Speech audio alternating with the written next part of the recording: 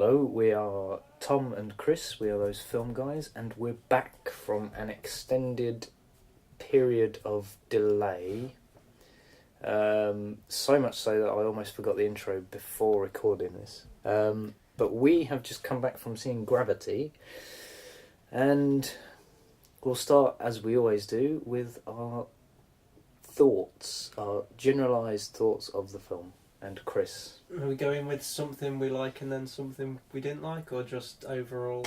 Overall... No spoilers. No spoilers. Okay, well this is Alfonso Cuarón? You might as well just not pronounce it. I can't even pronounce that name. Alfonso's new sci-fi film. And obviously if you've been following the press for this film, it's been getting huge praise across the board. Critical acclaim, one of the greatest sci-fi films made in recent years. I thought it was pretty average, to be honest. I thought the cinematography was flawless. The score was actually pretty nice. And I think it is probably I don't want to say realistic, but it really shows the size and scariness of space, which I think is missed in quite a lot of sci-fi films. But I just wasn't drawn in by the characters or the script, and I wasn't invested in the character's journey, and I think you had to be really to get, because really Sandra Bullock is the one actress in this film. She's in it the most. She's the one you follow. And no, I just wasn't invested in the character. Very pretty film, but just not a lot of substance for me. We're going to go toe-to-toe, aren't we, again? It's going to be one of those reviews. I thought it was absolutely dire. I'm only joking. I thought it was fantastic. Excuse me. And one of the reasons was because I thought that it was the isolation and the scale of where they were and how kind of insignificant and how tiny their problems were that really got me invested in it. And I think one of the biggest draws was the sound. I think the sound played a massive role in how you felt, and the score was good. I wouldn't say it's a science fiction movie. Space action. Set in space. Yeah. But you'd say science fiction. Science fiction thriller, really, or space drama probably is the best way to describe it. But yeah, Excuse me. The sound flawless, and as you said, it really just gave you the sense of the scope of space. Yeah, and I mean, if you had there is a score in this, but there's some shots where it's a long shot, like the opening shot of the film, and it starts off in complete silence and it's panning across the earth. And those shots were just beautiful. Yeah. It is. I'd say it's the most beautiful film I've seen this year in terms of visual style and cinematography. But that was kind of hindered though, that opening sequence. Yeah, by people next to us. Yeah, on the phone. I think one of them got a tweet or something, and people just don't. I don't understand why anyone would ever play with their phones in the cinema. Especially granted, I did that through Metallica. That's because I just hated Metallica. I know you did. You don't like that music. Anyway, back to Gravity. Yeah, needed more Metallica in it. Yeah. Oh yeah, I watch that. But because Gravity it transports you into this world, into the the vacuum of space, and when you've got someone, it takes you out of the experience. You want to be immersed in this world that's being created. They're not on Earth. They're in space. That's not a world. Into this environment, into this space, and when you've got annoying people in the cinema that are just talking and got the phone up, it takes you out of it. And there's quite a lot of shots like this, which are the long space shots with silence. I mean, one of the best bits I thought, just pointing out stuff. I think I'm gonna just spoil some shit because I think I said what I wanted to say about how I felt, and I can't really express how I feel unless I spoil some stuff. But there's that one shot where it's just where she's flying around, and then all you see is her outline or her shadow shrinking into the darkness. And all you can see are the stars around her and her lights. I thought that was great, and the fact that she isn't the brightest thing or emitting enough light to make everything disappear around her is really good. And I thought stuff like that, tiny details like that were really good. And really, I thought, even though Sandra Bullock hyperventilates an awful lot in this, an awful lot, it was warranted. I quite liked it. I think it got really irritating after a while, to be honest. But obviously, you're going to have that in some parts, especially at the start when she's spinning out of control. I mean, she's in space. But that was more or less her dialogue throughout the entire film, was whimper and pant. She's dying in space. What else can you do? It gets irritating when that's all of her lines in the script. Yeah, but she's not catering to an audience, is she? She's catering. I suppose not, but I don't know. It got a bit too much after a while. George Clooney, I thought, was really fun in it. Yeah. He tried to keep a level head, and even though they're in great peril, and he constantly making jokes and telling really stupid stories just to lighten the mood. Yeah, that's what I was going to say. It seemed very naturalistic how you would deal with someone in a trauma. You'd try and get them to talk about everyday things. Because she needs to breathe more slowly to conserve oxygen. And by constantly talking to him through these stories. Wait, if she stops talking to him, then it's a control mechanism, isn't it? He might think she's dead. Yeah. And that wouldn't be too great. But it really, I think there wasn't really much. There wasn't a story per se. It was more about Sandra trying to get back home. Get back to Earth, yeah. Survive and get back to Earth. But I wouldn't say there was a massive plot. No. Apart from that. Did you like that aspect about it though? Yeah. Like, could you just say it was like a small? Because it didn't. I say small, a large incident in space. Because I mean, it didn't. It didn't have. I mean, it wasn't an earth-shattering event that they had to try and stop. It wasn't.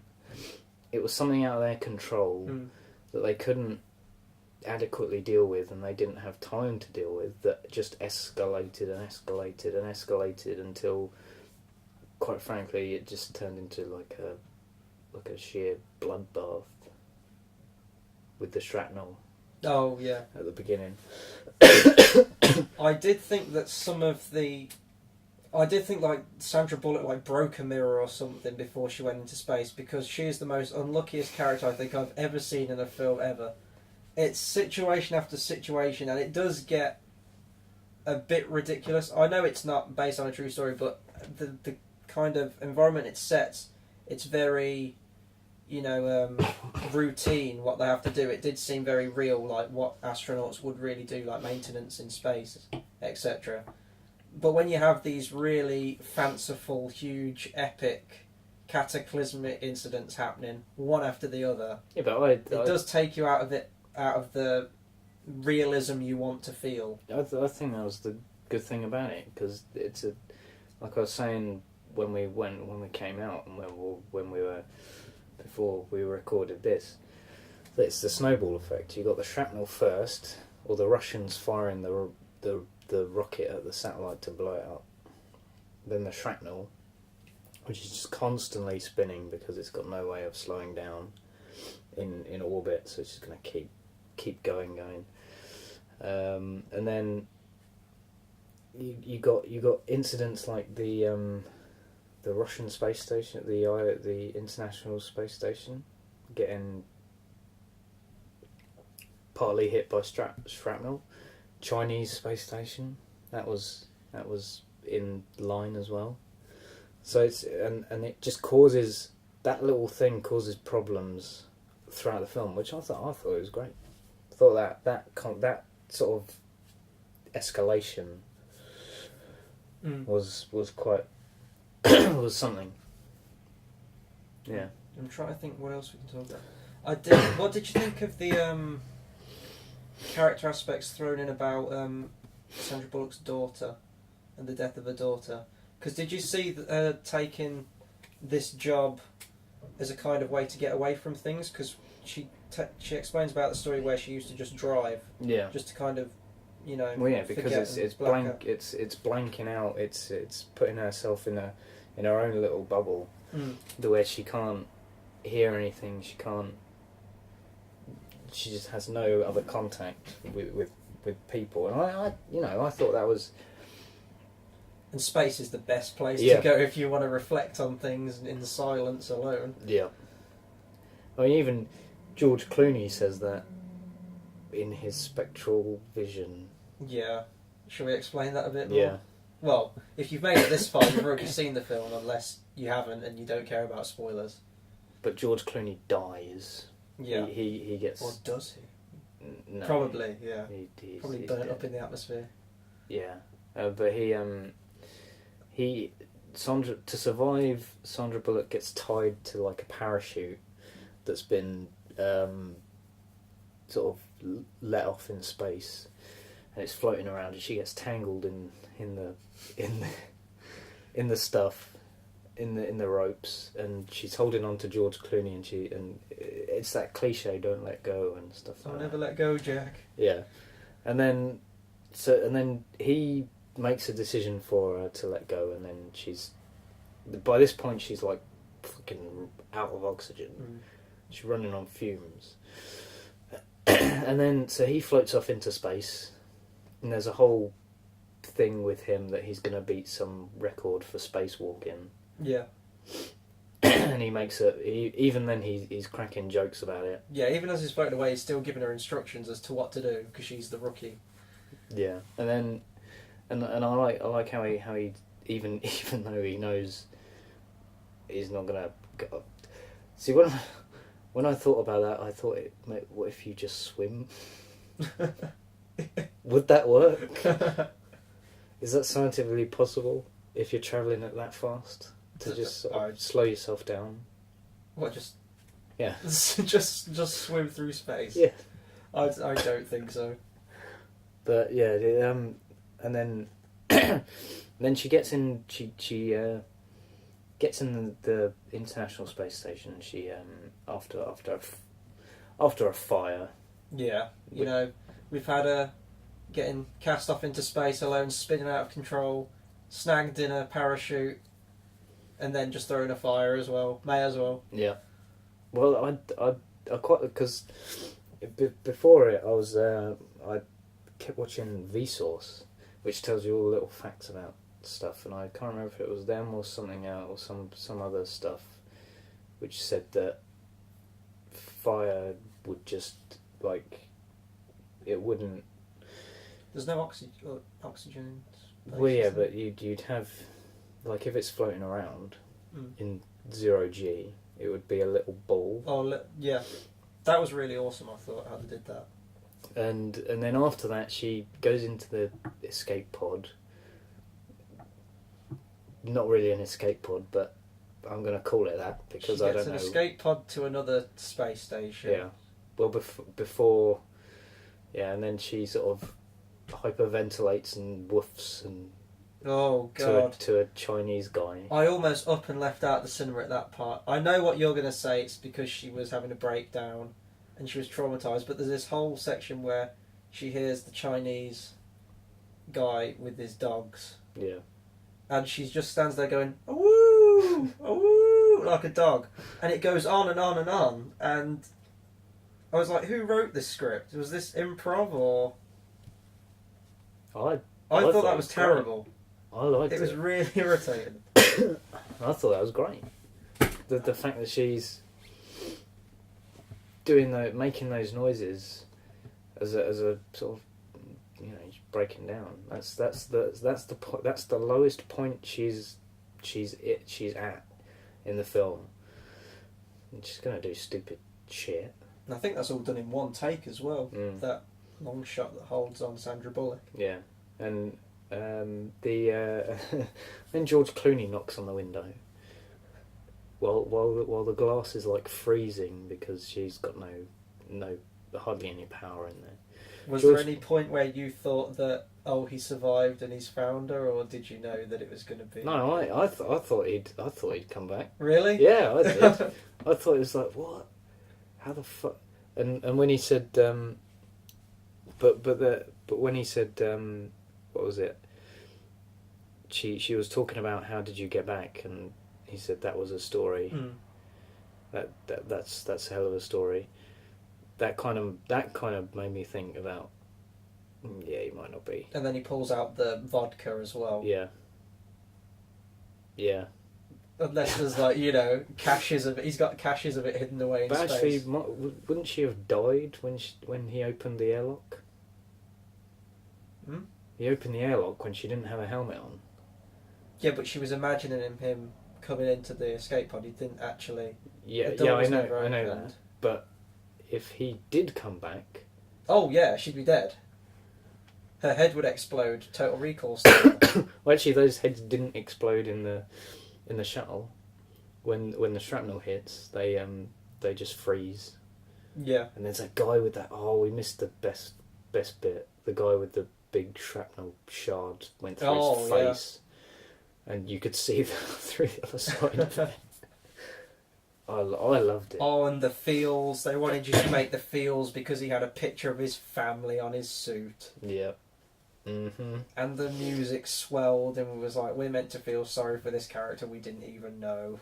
Yeah. He was just dicking around on one of the chords and just... Yep. that's gotta make fun of it.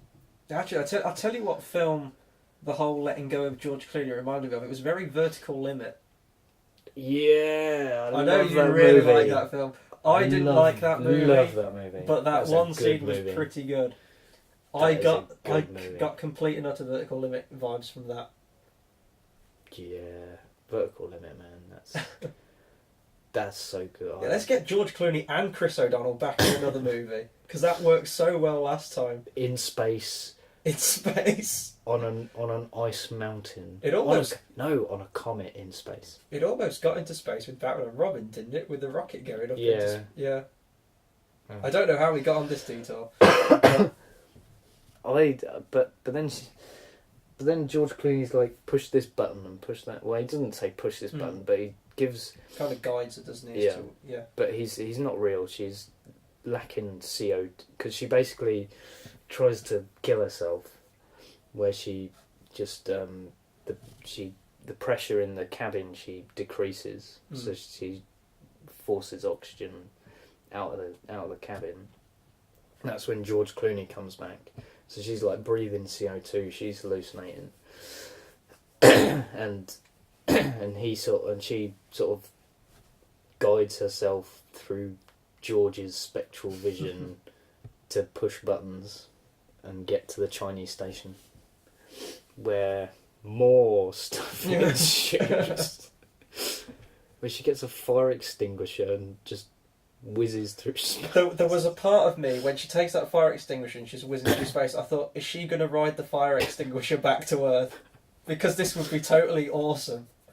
All she needed was a surfboard and going, what is it? What did Chris O'Donnell say in the Batman and Robin? Cowabunga! Cowabunga! Oh, no. You're never going to escape that film. That's what she needed to do. Yeah. Cowabunga all the way back to Earth. But when we were walking back from this film, I'll admit, I went into this film with a really bad attitude. I think you can vouch for me on that. I wanted to go in with literally the lowest expectations possible, so I could hopefully come out of this film singing its praises. And one thing I didn't like coming out was how heavy-handed the symbolism was. But now thinking about it and the cinematography in it and everything like that, I think that worked quite well. I liked it. She's been through so much that, you know, she's kind of rebirth, Yeah.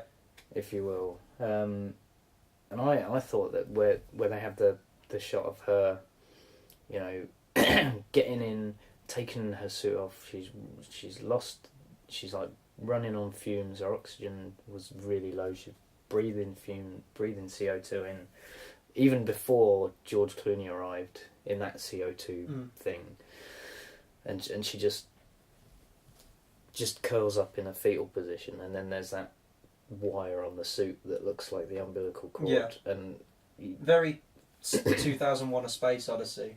Oh, much better than that. Oh yeah, there's actual characters in this film. There's still shit floating around in space, but it's a bit more interesting shit floating around in space. So. There was that scene. I did like the little Marvin the Martian Looney Tunes figure that floats past the screen. And then it's really one of the last shots where she finally gets back. Oh, that was another thing. When she finally lands in the water, she opens the door and then she almost drowns herself because all the water pours in. Yeah. But she didn't think to take off her suit. No. Honestly, I'm going to say this now. Sandra Bullock's character in this is one of the dumbest protagonists I've ever seen in a film. I don't think so. I think she makes mistakes that if I was there, I'd probably make. Opening a door and letting all water in when you've crash landed in water. Yeah, but after watching this film, I know that not to make them. Well, it's fun and educational. But yeah, the shot where she gets out of the escape pod, she swims to the surface, and she claws away up onto the... Well, actually, when she's in the water, you see a frog. Yeah. And then the shot with her clawing away back onto the mud, onto land, is very primordial and, you know, the dawn of life when it emerged from the sea, from the water. And I thought that theme was pretty good because I got the same themes from this as I did from the film 127 Hours, that will to live. No self-mutilation in this film, but there needed to be like some self-mutilation. She just gets like her arm wedged or something like in an airlock. Oh dear, that would have been the killer. And I thought Sandra Bullock though. Yeah. My review of this film in a sentence: Sandra Bullock has great legs. She's pretty damn fine. Yeah, I'll agree with that. Yeah. I mean, she wasn't much. I thought with age comes maturity. It's like a good cheese. Well, that's going to be the quote now for this review. Sandra Bullock is like a good cheese. It gets better with age. What else can we talk about? That's. Oh shit! I can't think. There's so much like, it's just the weight of the entire isolation is probably one of the biggest things I took from it, and how, probably repeating myself, how fucking small, like insignificant we are. I came out of the cinema and you looked to the stars when you came out. I looked to the stars. I looked at you. I was like, really? But you know, if a film can have that profound impact on you, then it's done something right. Oh, I know what I'd like to talk about, actually. We saw this film in 3D. Yeah. If you've seen any of our reviews before, you'll know that I hate 3D. I think it's a completely unnecessary feature, it's a gimmick, and I can suspend my mind enough to know that the background is in the background of a 2D film. I don't need 3D to emphasise that. But the times for this film were quite few and far between for 2D, so we had to see it in 3D. It was recommended in 3D. And I am going to be honest, 3D is the way to watch this film, in my opinion. Oh, yeah. It is the best 3D film I have seen, and I would wholeheartedly recommend seeing it in 3D. Yeah. I didn't get to see Dread in 3D, but I would probably endorse that in 3D as well. But this, I did the whole glasses check where you take off the glasses and see if it's any different. And honestly, in 2D, you don't get that. I'm going to sound cliche now. You don't get that depth. And in a film in space, that's what you really need, especially. And you've got a lot of debris flying around as well, so you do get the typical 3D shot of shit floating out the screen at you. But I don't think that was really pushed as much as, say... And it added to the sensory nature of it. Like, you could reach out and touch the floating objects like they could in that situation. Yeah. Especially there's that little water droplet that goes past, that like flies to the screen and then hits it. But before it hits the screen, you can just go ooh, and grab it and then have a big water splodge on your hand. That's the future of cinema. That's 4D or virtual reality. That'd be awesome. Oculus Rift, where you actually live the film. You're the main character. Oh, I don't know whether I'd like that, but it just imagine gravity. You're the main character. Just clawing your way out of the cinema on the ground. No, but it'd have to be. This is a complete detour. Yeah, apologies. We're back. Gravity. I really. It's one of those films that I really loved. That I can't speak about because I don't know what to say about it. Because you went into this film without seeing any trailers or anything. I saw nothing. You completely banished yourself from any information on this film. I saw a few banners and knew it was about Sandra Bullock and George Clooney in space. That's about all I knew going in. I didn't see any trailers, no posters. No, like, radio trailers. It was completely new. Well, the first trailer that was released for it was the teaser trailer. Was the shot with just Sandra Bullock in the suit, just spinning out of control and just panting. And then the camera pans back, and you've got her floating in front of the Earth. That was literally the first trailer, just that shot. And it got my attention, certainly, because I hadn't seen a film like this before, of the isolation and how terrifying space can be. I mean, it's beautiful. It's like, it reminded me of the ocean. It's beautiful, but man, is it dangerous, especially if you're on your own and something goes wrong. Yeah. No, that's true. And it kind of reminded me a lot of The Abyss and Apollo 13. Apollo 13, definitely, yeah. I would have liked to. I did tell you this. I would have liked to have seen what Apollo 13 might have been like if it was just in the spaceship. Not the spaceship, the shuttle. Yeah, just in space. Instead of going back to Ed Harris, who was also played Houston. What was it? 50 years after the moon landing. But Houston was certainly a complete waste in this film and did nothing to help her. Well, yeah, that was a communications blackout. That's true. But still. She had George there to help. If I was Sandra Bullock, I would have very strong words when I return to Earth with Houston. Yeah.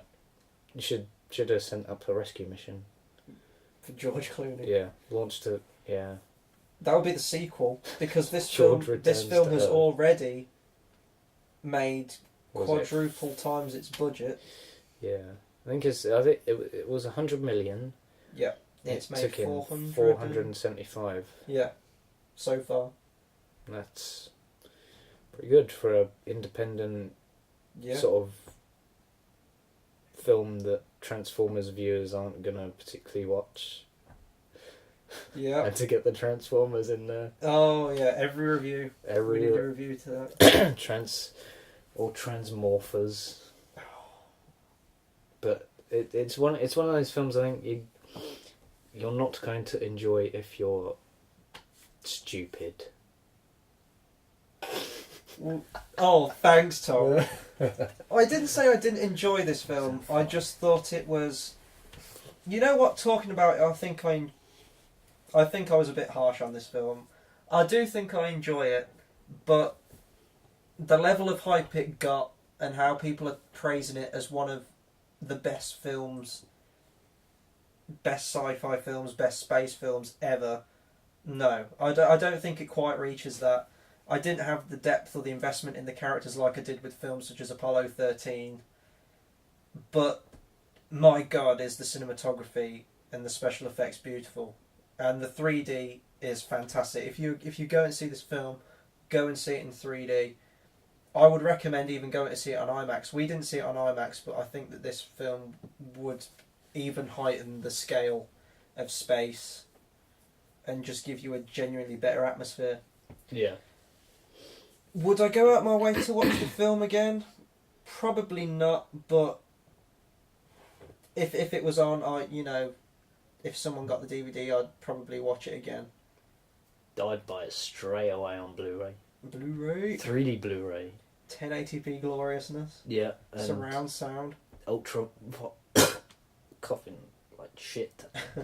And ultraviolet and the ultraviolet copy, and I'd have the posters on my wall, and I'd deck my room out like a pod. Like a space shuttle. Why am I always one against the masses? Because Every film that comes out that people sing the praises for, I'm always the naysayer. I'm always the one that takes it down a peg or two. I'm always the one that didn't like it or found it completely average. Like Ben-Hur. Ben-Hur. I haven't watched Ben-Hur yet. 4 hours of it. I thought you saw the little... I thought you saw half an hour and then got bored. Of Ben-Hur? Yeah. I've seen the chariot race in Ben-Hur. They were fantastic. And then when it starts going into the whole Jesus, Passion of the Christ type stuff, I was like, no. But yeah, it's one against the masses, and Chris is the odd one out here. Dark Knight Rises, Dark Knight Rises, Avatar. What? Well, you didn't like Avatar either, I fucking hated that movie. What other films have been out recently? Gravity. This. I didn't dislike Well, this. no, I just thought it was bitterly average. Bitterly average. Bitterly average. I think it just needed more character stuff. I honestly, maybe it was because I didn't see characters. I saw Sandra Bullock and George Clooney with the star factor, and that kind of took me out of it. Because I didn't see characters, I saw actors. I don't know. I think that I've lost my train of thought now. I forgot what I was going to say. It was about stars like the... No, I was going to talk about length. Any longer, I probably would have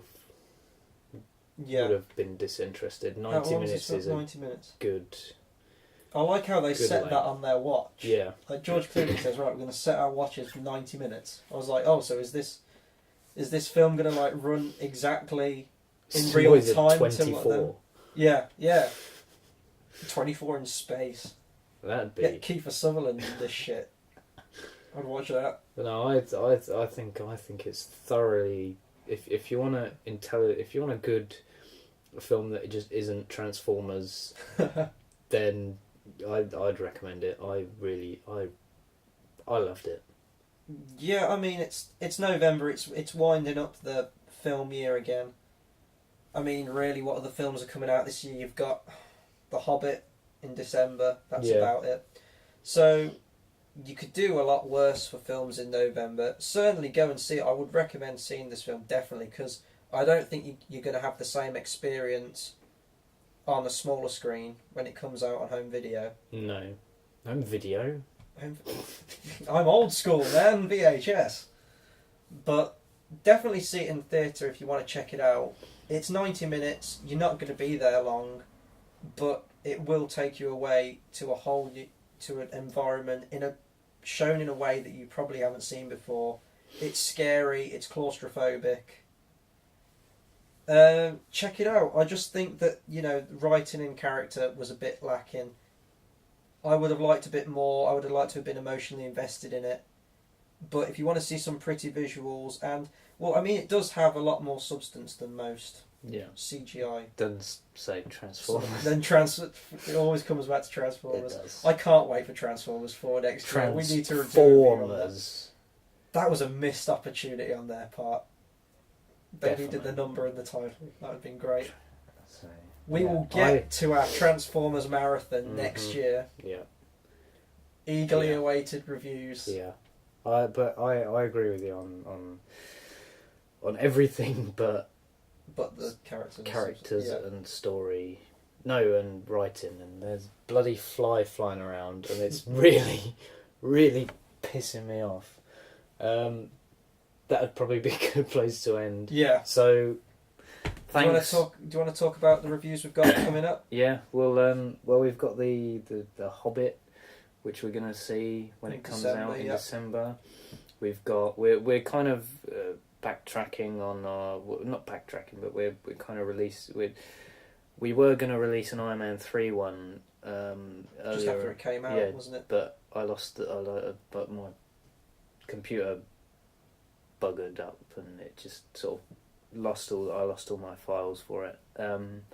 We've got a Man of Steel, Star Trek Into Darkness, and hopefully sometime this week you'll get to see Thor 2. Yeah. I've already seen it. Tom hasn't seen it yet, so once he's seen that, we can do a review on that. Escape, that'll be a good one. and you'll get Chris's individual review of Escape Plan. Oh, okay. Because there's no fucking way I'm gonna see that movie. No way. Oh, you're missing out, man. I'm not missing out. It's shit. 80s action films. I can tell you it's shit just by looking at it. Stallone and Schwarzenegger. That's all you need. That's all winning. Anyway, that's been Gravity. Yep. Thanks for watching, and we'll see you next time. Thanks.